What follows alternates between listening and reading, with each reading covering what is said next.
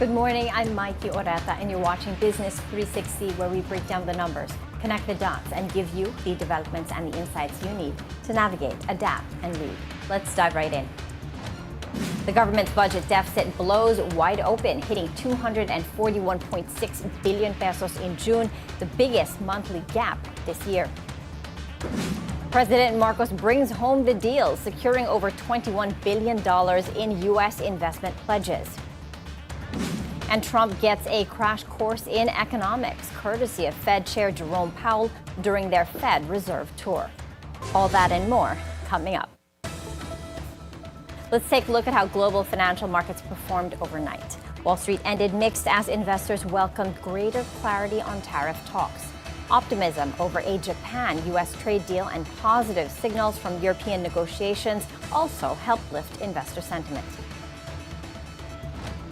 Markets really have been trying to move beyond tariffs and focus on other things and build that clarity in there. And we've got a number of different things that are providing some of that. And the beauty of it is we're still really early in the earnings season. So investors will have a lot of chance to query those managements about what they're doing now that they are getting some clarity and how they intend to deal. The Dow Jones Industrial Average slipped 0.7%, while the S&P 500 edged up nearly 0.1%, and the Nasdaq added 0.2%. Both the S&P 500 and the Nasdaq closed at record highs, fueled by strong earnings from Alphabet that boosted tech and AI stocks. But Tesla shares fell sharply after a weak quarter and a warning from CEO Elon Musk of a few rough quarters ahead.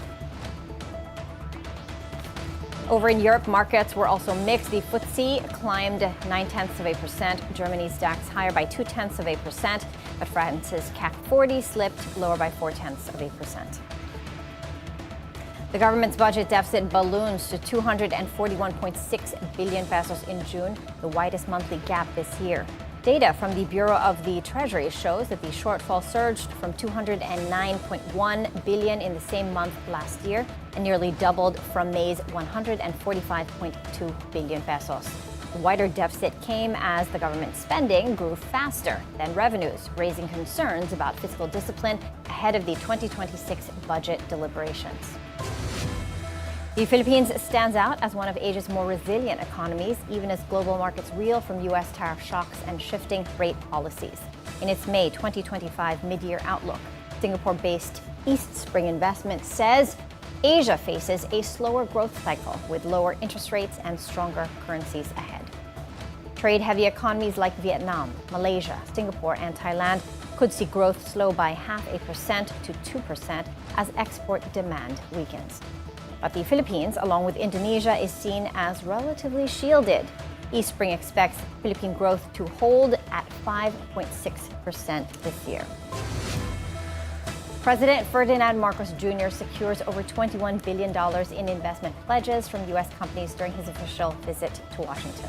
Marcos says these investments could create thousands of direct and indirect jobs for Filipinos nationwide. He met with business leaders and top executives across healthcare, infrastructure, semiconductors, renewable energy, and digital tech. Companies expressed strong interest in expanding operations in the Philippines, from infrastructure and logistics to clean energy and advanced manufacturing. Sarisari stores have always been at the heart of barangay life, a go-to for daily needs. But in the face of rising prices and supply disruptions, they're taking on a new role, helping communities stay afloat. Now, a digital shift is giving these micro-retailers better access to goods, prices, and profits, and in the process, softening the blow of inflation. Sujin Kim has the details. Amid relentless rains, typhoons, and habagat-driven flooding that continue to disrupt supply chains nationwide, Sarisari stores remain the first and sometimes only source of food, medicine, and basic supplies for communities across the country. But thousands of these micro-retailers lose money daily, not because of a lack of customers, but because of a lack of systems. Stockouts or the lack of even a single product can cost the store 5,000 to 10,000 pesos in lost sales every month. Overstocking or expired goods lead to waste of up to 5% monthly, and errors in pricing or tracking can burn another 10% off a store's margins. These losses add up month after month for any Sarisari store still operating manually. And this isn't a minor gap. Of the estimated 1.3 million Sarisari stores in the country, nearly 900,000 remain unconnected to any form of digital support. But the results of digitization are clear. With tools like Barcode 2.0, real-time promos, smart inventory management, and AI-powered pricing, digitized stores and stockouts track demand and pass on savings to their customers. And because we have modernized and digitized these Sarisari stores, that access means promos, discounts, loyalty programs that bring the price down for everyday consumers that buy in the Sarisari store. And in a period of high inflation, digital tools play a direct role in containing prices at the barangay level. But if you have the data that uncovers demand, that will make your supply chain more efficient, you can mitigate the impact of inflation. Not completely, right? But you can minimize. A 2% inflation spike at the supermarket level could translate to as much as a 16% price hike in a remote Sarisari store. The reason that inflation hits Sarisari stores harder than it does other retail outlets is because the cost. So now you're thinking about cost, logistics, and when inflation hits, the cost of gasoline increases, the cost of manpower increases. So the cost is multiplied and amplified by the time it reaches the Sarisari store. In every corner store that goes digital, there is more than just tech adoption. There is economic recovery, supply stability, and price relief. Now, Sarisari stores are being transformed into smarter, stronger engines for inclusive growth. Sujin Kim, Bilyonaryo News Channel. Pinoy's out-of-pocket payments for healthcare surged to over 600 billion pesos in 2024, a clear sign that universal healthcare remains out of reach for many Filipinos. Data from the Philippine Statistics Authority shows this is higher than the 550.08 billion pesos recorded in 2023, marking a continued rise in household health burdens. The increase comes as total health expenditure grew to 1.56 trillion pesos in 2024 from 1.33 trillion pesos a year earlier, highlighting the need for stronger public health spending and protection mechanisms. The impact of the 19% U.S. tariffs on Philippine exports could be blunted by lower interest rates and a weaker peso, according to economist Victor Abola. He says cutting policy rates to 3% and allowing the peso to depreciate could boost local industries, household spending, and even foreign reserves. Meanwhile, analyst and former BSP Deputy Governor Diwa Gunigundo slammed the 19% tariff as unfair, calling it a one-sided deal compared to zero tariffs on American goods. Experts warned that the move could hurt jobs, investments, and the country's already weak export edge against ASEAN neighbors. But other analysts say that the overall impact may be limited, with trade negotiations still underway. We're taking a quick break. Please stay with us as we dive deep into the numbers and the narratives that matter most to your bottom line.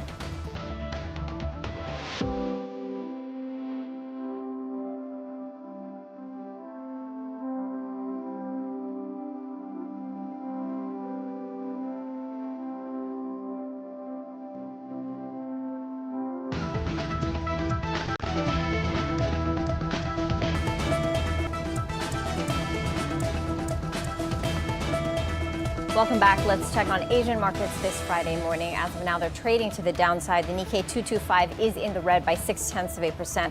Hong Kong's Hang Seng Index down by 0.5%.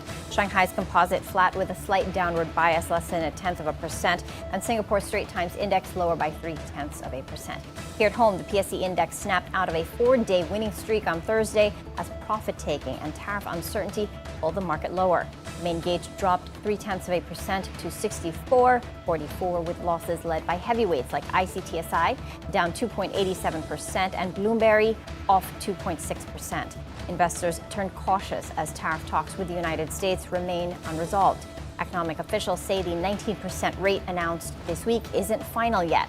Adding to the downside, ADB and AMRO both cut their Philippine growth forecast for 2025 to 5.6%. Value turnover slipped to 6.35 billion pesos, down sharply from the previous day's 10 billion peso value turnover. Now, while net foreign buying also eased to just 96 million pesos. With the rally losing steam, investors are now looking for fresh catalysts and any breakthroughs in trade talks that could reignite market momentum. Right now, taking a look at our main gauge as of 10:16 this morning, the PSE index is trading to the downside, down by 0.2% to 64.33. The broader all shares index flat with a slight downward bias, lower by less than 0.1%. Out of these sub-indices, everything's in the red except for the services counter, bucking the market's downtrend, up by 0.9% in early trade. Now, total volume is at 213 million, valued at just under 1 billion pesos. Market breadth is about neck and neck. We've got 65 advancers, 66 decliners, and 36 stocks unchanged. Taking a look at the currency markets, the peso opened weaker at 56.75 to the dollar from the previous close of 56.65. Filipino Americans are speaking out after President Marcos sealed a controversial tariff deal with U.S. President Donald Trump, sparking concerns over fairness and Philippine competitiveness. Here's our America correspondent, Don Tagala, with the story from Washington.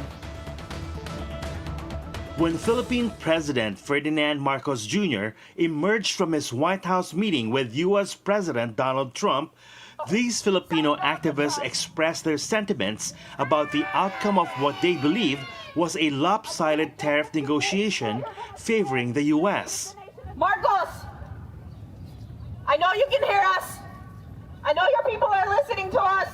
We are committed to defending the rights of Filipinos that you are so willingly auctioning off, selling off to Trump.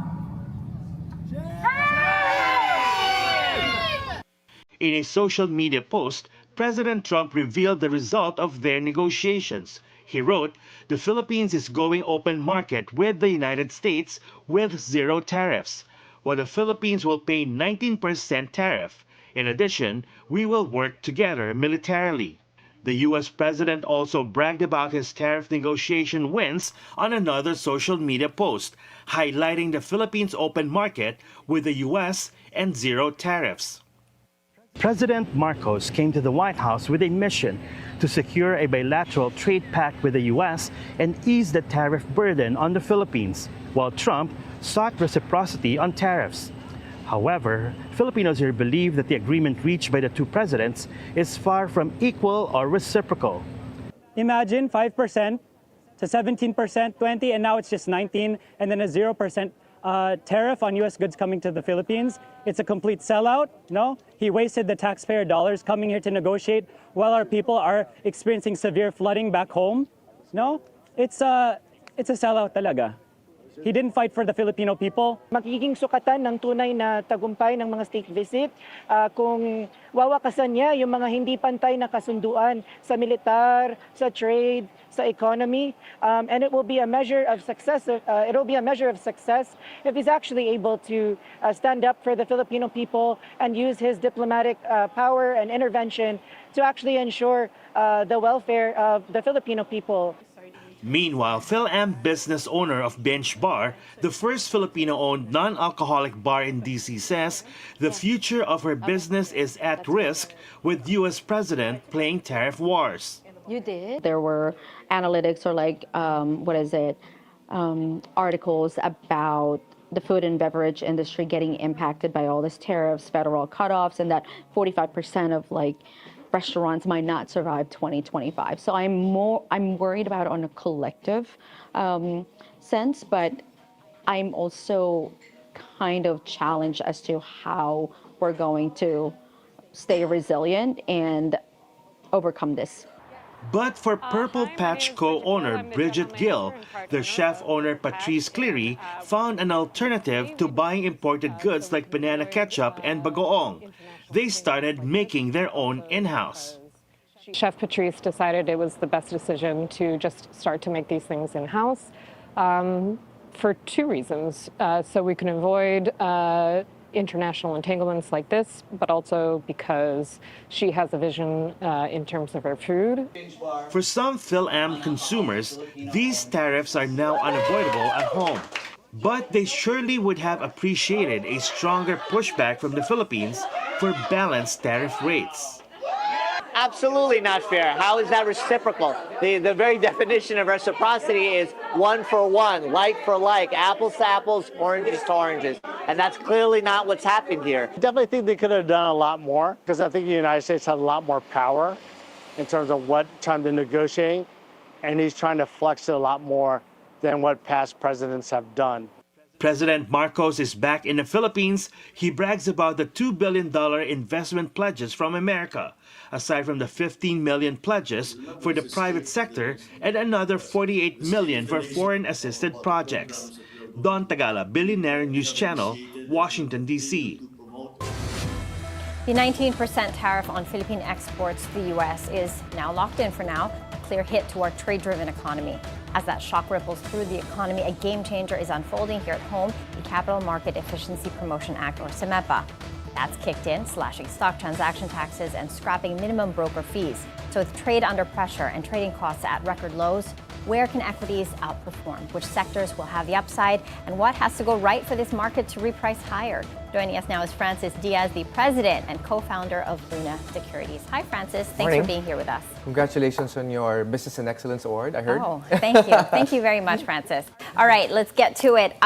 So far, we've got that 19% UF tariff. Some say it's a done deal. Some say it's still open for negotiation. In any case, at 19%, how does that shift your base case for equities? Does it change anything much, especially that we are a consumer-driven and an import-driven economy? I think you pretty much nailed it on the head.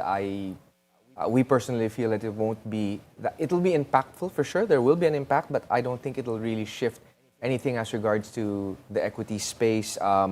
You mentioned we're primarily a country that buys from abroad, processes stuff here, and sells to ourselves. Yeah. So I think we're pretty insulated in that regard. Okay, so, good to hear, comforting. So in that case, you guys are very digital based. One of the newest kids on the block in this brokerage space. Yes. A lot of your dealings with clients are just really digital, so not really face to face. Any hesitations, any worries from them about everything that's going on? From the customers I've spoken to, it's there are concerns as regards to the larger economy, but we've done our best to inform users as regards to what really matters. There's a lot of information, there's a lot of disinformation, and we've pretty much informed them that tariffs are more for export-based economies, since we are primarily an import-driven economy, consumer-driven economy. I think there's less jitters than larger, perhaps platforms would have us believe. On another front, Francis, the topic of SEPA. It's great for the market. It took effect in July, this July. It's really for the retail investors and to put us along the lines of our Asian peers. Right. What are your thoughts on SEPA and how can it help, price our market higher? Right. So firstly, I want to applaud BNC. I think I was watching an explainer by Sujin Kim, one of your reporters, recently. There's been a lot of disinformation regarding SEPA, but ultimately, I think it's a good thing. Less friction costs are much better ultimately for the consumer, for the user. In the case of the stock market, apps such as ourselves. So definitely, we feel that that's something that's important, and it also puts us on par with regional peers, except for I think Singapore, which does not have a sales transaction tax, if I'm not mistaken. So I think it's great. It levels the playing field and provides a lot of incentive for current traders to keep on trading, because there's going to be less costs for them and an easier way for them to sort of hurdle their costs and in their trades. Yeah, speaking of incentives and less costs, you guys launched Luna Securities about a year and a half ago. Walk us through Luna's dynamic pricing, 0.2% down to 0.1%. What's the early behavioral response you're seeing? Of course, low base because you're new, but yeah, we have to put that on the table. Right. But what's the behavioral response you're seeing to this dynamic pricing? So, we've been seeing obviously more signups into our app. We've also had higher levels of trading volume. I think I don't want to say the veteran user, but users who know what the costs are now understand that with our type of pricing, I think with around 1 to 1.2% gain, you can already make money. Versus before, I think it was closer to 1.6%, 1.8%. So with our pricing, it's very important. It's a core tenet of ours that we provide discounts for higher volumes. For the longest time, institutional accounts enjoyed that because they have larger volumes. And so we feel to level the playing field for the little guy, so to speak, it's very, very important that you allow them, the benefit of being able to trade with velocity as well. And that's what you're doing. You're giving the retail investors the platform to trade with velocity. What insights can we learn about your market, the retail investor, based on what you're seeing on the ground? For one thing, they watch costs. I think it's very important. And one of the, I think, important takeaways here is that it's very important to meet the user where they are. So like one of the things that we've done is really be primarily a mobile platform. So our app was really built for the mobile use. We're 10th in smartphone penetration in the world. So it's very, very important. We also have focused a lot on the user experience. We really feel that users need to be familiar. So we actually aped a lot of apps out there that Filipinos are familiar with. I won't mention those apps, But when we were doing our initial testing, users immediately felt like another app. So, which is very important to just break down barriers. Fantastic, great strides breaking down barriers. But lower fees alone, let's be real, that's not going to drive depth. What do we need to deepen our capital markets? Okay, so there's quite a number. First of all, lower fees, fantastic. I cannot stress that enough. But education, inclusion, technology, digitalization, these are very, very important. But if we're going to talk about, let's talk about reforms first. So I think we had commission liberalization last year, which is what our dynamic scheme is all about. That's one. Second, we had tax reform in terms of the sales tax change this year. Very important, I think next step is board lot reform. So board lots are a function of an older time when things needed to be streamlined because everything was on paper. Where does that need to be now?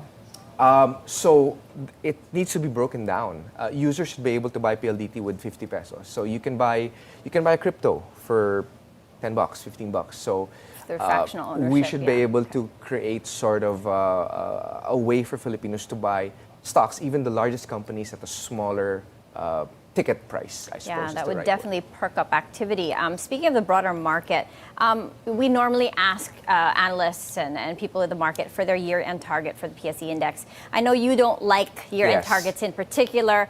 You rather talk about where you think the market should be. Right now, we're at 6,400, about 6,428. Where do you think we should be by the end of this year? By the end of this year, I think, first of all, I want to preface by saying that it's very guessy. Yeah, so please don't hold me to it. Yes, of course. All right. Of course. But we feel that the market should be trading at around 7.7. That's where we think the market should be. Yeah. But by the end of the year, given where we are, like on a technical basis, I would think closer to maybe 6.8, maybe 7,000 if we're able to get out of the doldrums. But ultimately, just for the people out there, there's opportunity. 7.7 is a number that can happen in the next maybe like 18, 24 months. So hopefully. There is something there. Okay, what would be the macro assumptions baked into that view? So definitely, I think we're looking at 2 rate cuts at the minimum for the year. 25, if I'm not mistaken, with our team's ideas. That'll also depend a lot on how Fed Chair Jerome Powell goes. I mean, I know he's been watching closely. Hi, sir. Maybe he watches this program as well. But definitely, that's baked in. I think cooler inflation is baked into that. I think I know GDP growth has been a hot topic. Yeah, been revised lower. Yeah. Expectations are about 5.6% for some. Right. Yeah. But that's not a bad number. Like from a regional and a global perspective, it's not exactly the worst number. We're still growing. And our country still has great demographics, you know, young population, earning population. So, okay. yeah. Speaking of growth, what are your sector picks, top 3 picks for the next 12 to 18 months, and why? So, okay, sector, we like consumer. We've always been big on the consumer economy. It's something that is really a main driver of the economy. Infrastructure, we feel that it's something that the country needs and that will be a key focus for the administration as well as for major business powers out there. And so those two are our main primary focuses at the moment. Okay, you mentioned infrastructure, so I need to bring this up. Aboitiz Infra, BlackRock buying 40% stake in Aboitiz Equity Ventures Infra Arm. How do you think this is going to vote? I mean, you know, AEV was already a buy to begin with. Yes. Is this reaffirming? Absolutely. So I think that is one of the things that people are forgetting on the tariff end. So we may have, I don't want to say lost the deal. That sounds bad, but we may have not gotten what we wanted on the tariff end, but definitely it seems like we're bringing home some other deals. Yes. Reciprocity is something that happens in many levers, right? Yeah, our president is going to be bringing home the bacon on that end, and this is one of them, the Aboitiz Infra deal. It's very exciting. Yes, so no terms as of yet. We don't know if it's primary, whether it's secondary, but definitely it's a vote of confidence. Exactly, yes, BlackRock nonetheless. They do their numbers, they do their homework, and it seems like and definitely, you know, deals like that will redound to the stock market ultimately. Yeah, okay. Another question we wanted to ask, you know, the State of the Nation address is just around the corner, Monday, July 28th. The president, in the former State of the Nation addresses, didn't really touch on the capital markets. What would you like to hear from him this time around in 2025? Yeah, I'd like to find out what the plans are for capital markets. So I understand that there are a lot of important things that need to be discussed. There's a person talking about the country for a couple of hours. There's not a lot of time. But we would like to hear what the plans are, whether there's maybe plans for more tax-related reforms as to the capital markets, perhaps some digitalization efforts, things like that. So, you know, Mr. President, don't forget the capital markets. I understand that there are a lot of other priorities, but definitely it should also be a priority because, you know, Filipinos are starting to turn into savers and major savers at that. Yeah, and we want them to become investors in the stock market as well. Sure. All right. Base case for the market. What might break a bullish case for the PSE index right now? What are the headwinds that we need to watch out for? What are the things that might limit participation? I think if geopolitical risks start to break down again, I think we've had a relative calm, like geopolitically, as of late. So if things break down outside our borders, that'll definitely affect us. It'll affect the currency. It might affect inflation if oil price starts to destabilize again. So things of that nature. I think as a country, we are okay in terms of our own numbers, but if things break down outside, unfortunately, we're very, very weak to things like that. Yeah. And lastly, before I let you go, I just want to ask, apart from Aboitiz Equity Ventures, what are the stocks that you would buy today? We also like San Miguel Food and Bev. It's been it's a stock that is trading at, I think, 11, 12 times versus peers at 16, as high as 26, I believe, for others. And we also like one pick is DNL. So I know that they are exposed to exports, but we really like what the facility, their Dung Batangas facility is doing for them in terms of margins, in terms of volumes, and they are actually a very low-key way to buy the Philippine economy because they provide services to all the major companies that provide services to the Filipinos. Absolutely. The Laos are doing a great job. All right. Thank you so much for your time, Francis. Thanks, of Luna Securities. It was really great speaking to you about this. Excellent. Okay, we're taking a short break. Business 360 will be right back.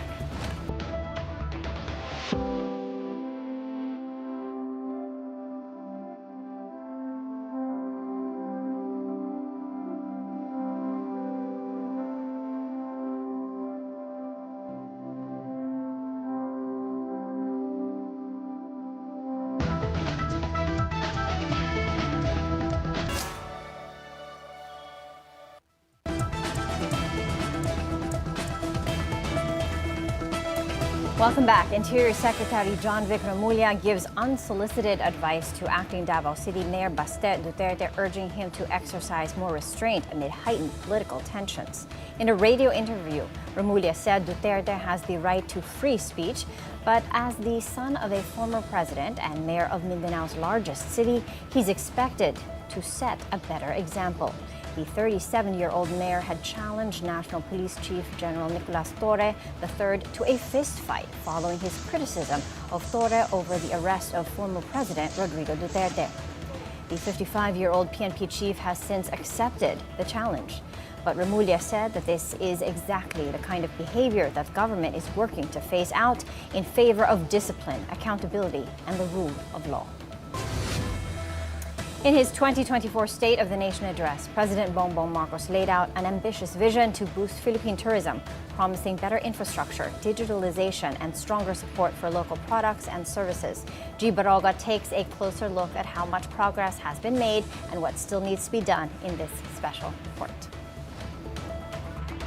The Philippines has long held a special place on the global travel map, celebrated for its breathtaking destinations and warm hospitality. In his third State of the Nation address, President Bongbong Marcos acknowledged the tourism sector's continuing recovery and emphasized the need to push beyond its pre-pandemic performance. Our infrastructure and digital reforms, the development of tourism sites, and the enhancement of the overall tourist experience are all calculated to boost the productivity of the tourism sector. While doing so, we shall interpose the wholesome and hospitable Filipino brand in all the key tourism touchpoints, from tourist arrival all the way to departure. For Tourism Secretary Cristina Frasco, tourism is no longer just about vacations and sightseeing. It's now a catalyst for building stronger communities, creating jobs, driving economic activity, and preserving the Philippines' rich cultural and natural heritage. Sustainable tourism has been the framework for our country's National Tourism Development Plan, where we have placed infrastructure, innovation, and investment at the forefront, ensuring that the foundation of our tourism industry is strong, the climate for investment is sound, and the sustainability of our destinations is secured for future generations. According to the World Travel and Tourism Council, the industry gained significant ground in 2024.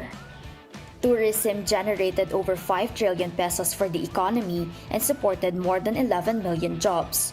Domestic travel spending reached 3.6 trillion pesos, while foreign visitor spending approached 645 billion pesos.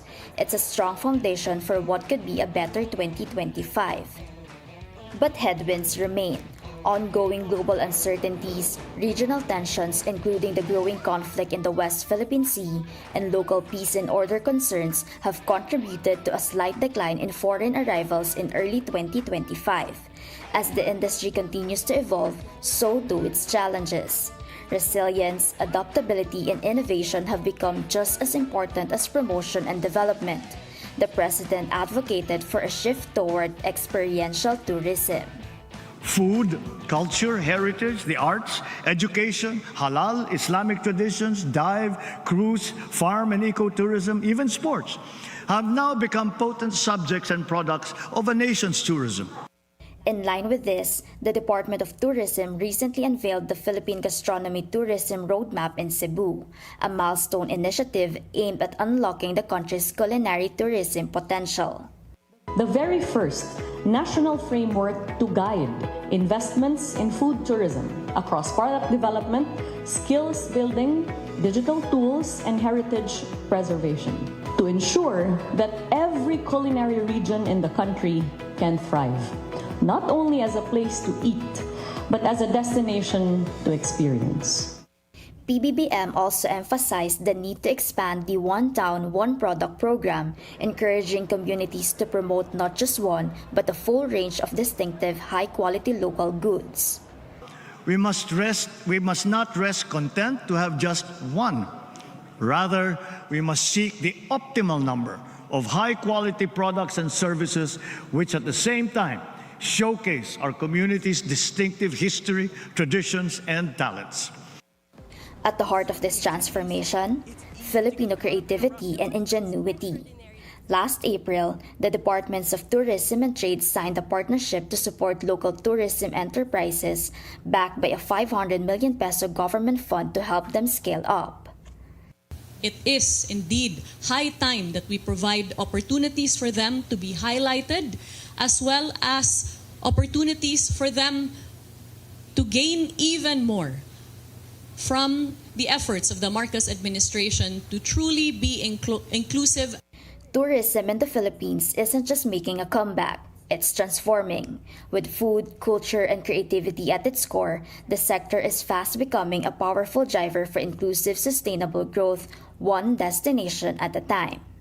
G. Baroga, Bilyonaryo News Channel. GSIS President Vic Veloso is standing firm, defending the fund's 1.45 billion peso investment in Alter Energy, insisting it followed all rules and delivered solid returns for members. Veloso, a seasoned banker who made history as the first Filipino CEO of HSBC Philippines and later led Philippine National Bank, says the deal was within his mandate, backed by investment experts, and has already generated nearly 118 million pesos in dividends. He slammed the Ombudsman's 6-month suspension order as premature, pointing out it came from an anonymous complaint filed before he was even given a chance to respond. Veloso adds that the preferred shares purchase was legal, policy compliant, and is being misinterpreted by those applying rules meant for common stocks. On another front, aid from the United States is on its way to the Philippines as typhoons and monsoon rains continue to pummel parts of the country. The Philippine Air Force confirms a U.S. aircraft loaded with disaster relief supplies is currently in Japan, awaiting clearance to fly to Manila. Defense Secretary Gibo Chodoro praised the country's alliance with the United States and other partners, noting that joint military drills strengthen humanitarian and disaster response capabilities. PBBM is directing the Department of Health to deploy medical teams to all evacuation centers as flood and storms force thousands to seek shelter. The president says crowded evacuation sites create a high risk for disease outbreaks and stressed the need for government to closely monitor the health of evacuees. The other thing that I was concerned about nung nakita ko sa evacuation center, napaka-congested, yung sakit. Pagka isa lang dyan ang magkasakit, kakalat ng napakabilis niyan. And so we are making sure that every evacuation center has it has a medical team composed of national government doctors and nurses, and also local government nurses and doctors. Ang trabaho lang talaga sa national ay tiyakin na meron silang sapat na supply ng mga gamit at saka ng gamot. And that's what we are doing now. The Health Department orders a 60-day price freeze on 150 essential medicines to protect consumers in storm-hit areas. The move comes after a state of calamity was declared in dozens of provinces. The price-capped medicines include anesthetics, anti-asthma drugs, cardiac medications, insulin, vitamins, and other critical supplies. The DOH has also reported cases of minor illnesses among evacuees, prompting heightened health monitoring across shelters. U.S. President Donald Trump gets schooled by Federal Reserve Chairman Jerome Powell during a tour of the Fed's headquarters. While inspecting renovations at the Federal Reserve building, Trump claimed costs had ballooned from $2.5 billion to $3.5 billion. But Powell immediately pushed back, saying that wasn't accurate. So we're taking a look, and it looks like it's about $3.1 billion. It went up a little bit, or a lot. So the 2.7 is now 3.1. I'm not aware of that. Yeah, it just came out. Yeah, I haven't heard that from anybody at the Fed. I don't know who does that. You're including the Martin renovation. You just added. That's our entire capital plan. Yeah, you just added in a third building, is what that is. That's a third building. Well, no, the but Martin it's a building that's being built. No, it was built 5 years ago. We finished Martin 5 years ago. It's part of the overall work. But it's So not new. Trump has repeatedly criticized Powell for refusing to cut interest rates, putting the central bank chief back in the crosshairs. Now, armed clashes on the disputed border between Cambodia and Thailand killed at least 12 people on Thursday, marking one of the deadliest escalations in recent years. Both countries blame each other for firing the first shots. Cambodia responded with rockets, while Thai forces fired back with mortars. A Thai fighter jet later dropped 2 bombs near a road leading to a temple on Cambodian territory. The violence erupted a day after a Thai soldier lost his leg in a landmine blast. Cambodia's defense ministry accused Thailand of violating international law, but Thai officials say they won't engage in talks until the shooting stops. Back in the U.S., the U.S. Federal Communications Commission gives the green light to the merger between Paramount Global and Skydance Media. This clears the way for an $8.4 billion deal that brings together some of the biggest names in entertainment, including CBS, Paramount Pictures, and Nickelodeon. The FCC approved the transfer of broadcast licenses for 28 CBS-owned stations to the new owners. This comes just after Paramount paid $16 million to settle a lawsuit filed by President Donald Trump over a 60 Minutes interview with former Vice President Kamala Harris that aired in October. FCC Chairman Brendan Carr clarified that the agency's merger review was not tied to the civil case.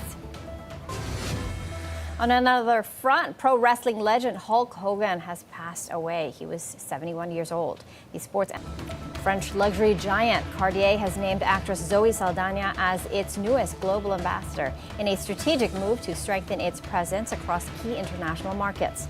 Salana, who starred in Avatar, Guardians of the Galaxy, and Star Trek, is one of the most recognizable faces in global cinema, with a box office footprint that spans continents.